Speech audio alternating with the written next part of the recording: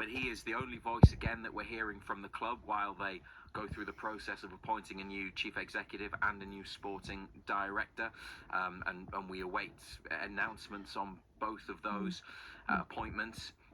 And he's in the middle of a frustrating approach to transfers where they've had numerous knockbacks and setbacks when it comes to bringing players in. He wants new signings as much as everybody else. They have targeted some very good players. They haven't been able to get them. He's frustrated, and now there's this situation with a star name to deal with. The speculation's always been there, but it's coming to a head now, and I do feel for him because it's difficult for him to it was always going to communicate. Be the case. Yeah, but it was always going to be the case, wasn't it? You know, I mean, the first question that he was going to get asked in any press conference was always going to be about Alex Isak, not so much about the pre-season games and who's playing and who's fit and who's not. He'll continue to be asked about it, and he will be. Yeah, well, that's why I say that. When he does his next interview, whenever that may be, the first question yet again will be about Alexander Isak. And before we move on, that's why I say I feel for him, because this, for however long this drags on, this will dominate the Newcastle United conversation, really, and he's going to be asked about this repeatedly while trying to sort the situation out in the best way for Newcastle United, dealing with a player that he said there he has a good relationship with but has expressed the desire to move on. Then there's the financial implications for the club if a bid comes in. It's a difficult situation at an already tough time, and the manager's the only one who's in a position to speak publicly about it. And the problem that you've got is that he's in the far side of the world. Isak is here. There's nobody else who can deal with the problem here at this moment in time, because which is a big concern to people. It's a huge concern. Yeah. It's got to be. You've got no director of football. You've got no CEO. Just before we move on from this as well, I wanted to get your perspective, and Marco, chip in this as well. Yeah. In terms of Isak wanting to leave potentially, how does that affect his teammates? And will they be saying, good luck to him if that's what he wants to do? Or will there be a little bit of, hang on a minute, why do you want to leave? We've sort of won a cup, we've qualified for the Champions League. Will that cause any kind of disruption in the dressing room? Or will everyone just say, no, you've got to do what's right for your own career? No, I don't think so. I don't think it'll cause disruption. We've all seen it in dressing rooms where players want to go, and you're playing with players and you know that they're going to go. You actually know. You don't feel betrayed in any way? No, not at all, because everybody's got to look after themselves. Marco has said it many a time on here. It's a short career. Players have got to look after themselves. They've got to do what's best for themselves. Newcastle has obviously had his head turned, and he was outstanding for us last season. I don't know how many times I've been on here and waxed lyrical about the lad. He's a great player. He scores goals. He creates chances for other people. And people have obviously been in his ear, in his head, and he's looked at the situation, and he thinks, at the end of the day, whether you like it or not, it all boils down to money, and he thinks he's. It doesn't all boil down to money. Well, Otherwise, a lot of it does. A lot of it does. I think it is. Money has something to do with it, but I do think as well. How close are Newcastle to winning the Premier League? Well, you'd have to say not very at the moment. In the next 2 or 3 years, that would be a big ask.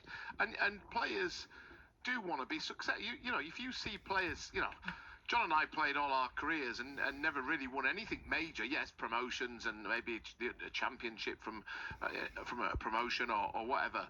But as far as winning major trophies, most players go through their careers without winning them. So if you have the chance to go to a club like Liverpool or any other that are chasing him, it's a no-brainer. And I think fans sometimes.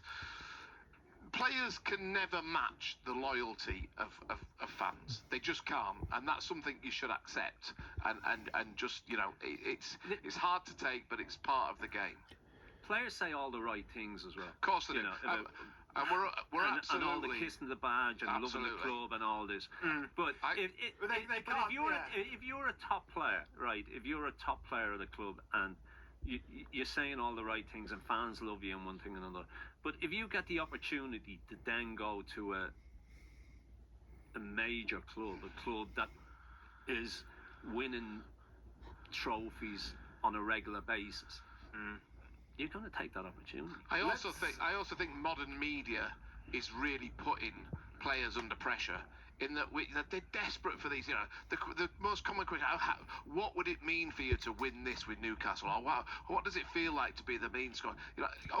Of course you're happy, but you, in a way, if the player said, "Well, yeah, but I need to win some trophies in the next 5 years before my career's over," fans would be up in arms. So sometimes now we're after so much info, so much insight from players that it's almost unrealistic.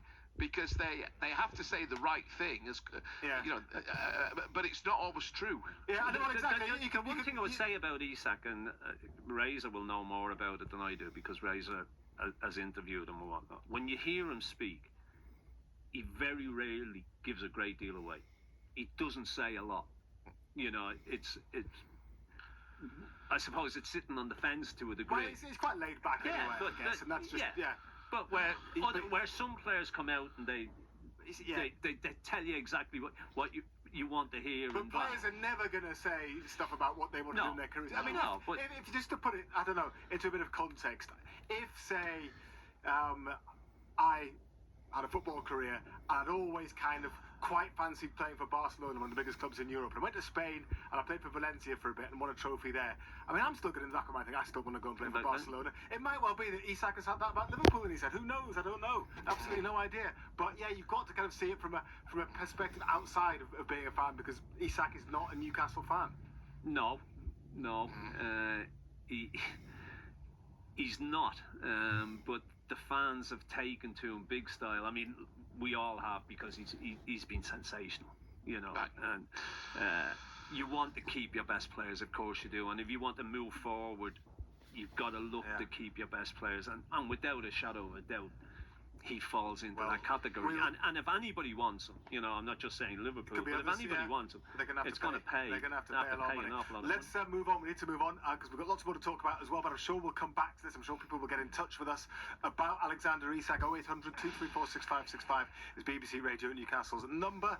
Let's get to the game, Razor. 3-2 defeat by Arsenal. I was going to answer Marco's question. They'd be a lot closer to winning the Premier League if they could keep Isak and recruit good players, great players to go alongside him, if PSR wasn't affecting them as much and they didn't have such a tricky transfer window. But let's move on, because there was a match yesterday, 3-2 defeat in the Singapore National Stadium by Arsenal. Late winner for Arsenal from the penalty spot.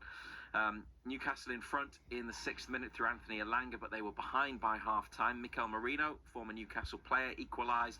Then 2 minutes later, in the 35th minute, Alex Murphy, the young Newcastle defender, playing at left-back, scored an own goal, turned across into his net. Smash.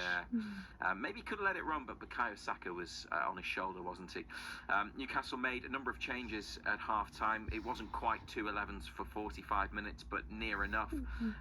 Sven Botman came on at the break. He would only play about 25 minutes, though, before being replaced by Harrison Ashby. Eddie Howe said afterwards that he didn't see a problem with Botman, but he reported some tightness in his groin and hopes that he's okay.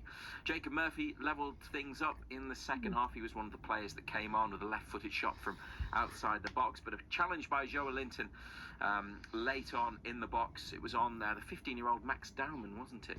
The young Arsenal player who was very impressive at just 15. Arsenal got a penalty. Martin Odegaard put it past substitute goalkeeper John Ruddy.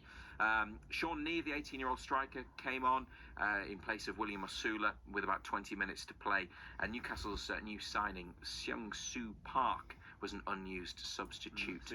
But he's a player for the under-21s this season. Newcastle now are in South Korea. They're going to play on Wednesday against a Korean League 11, and then Spurs on Sunday lunchtime. I bet you Seung-Soo Park features in that one, the first one.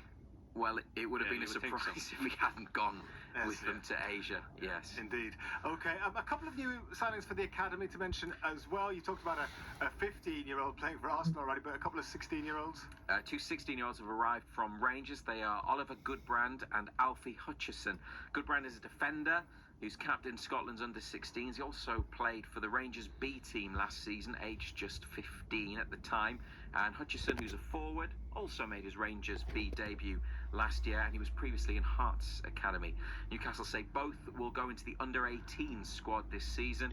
Steve Harper, who's the academy director, called them exciting additions, says they've both shown strong potential at club and international level and arrived with a great attitude and a hunger to keep improving. And Steve Harper added Newcastle's academy recruitment team deserve great credit for bringing Alfie and Oliver to the club. And he says we're confident they'll benefit from the environment we've created here. I can just hear you commentating on Goodbrand scoring a header from a corner. It's a good name to commentate on, I reckon. 2 syllables Yeah. of Goodbrand! equal length. Sort of thing. Yeah. Yeah. We'll see. He's got a bit of time to go before perhaps that happens, but Yeah. you never know, do you? Well, I'll be quite happy to keep shouting Isak. Yes. But we'll see. Hopefully not in red late next month at St James's Park for Liverpool. But we'll see. We will come back to Alexander Isak and all things black and white, but to all things red and white in just a tick. Remember, this is the number if you want to give us a call tonight. Thank you, Razor, by the way. Total Sport North East.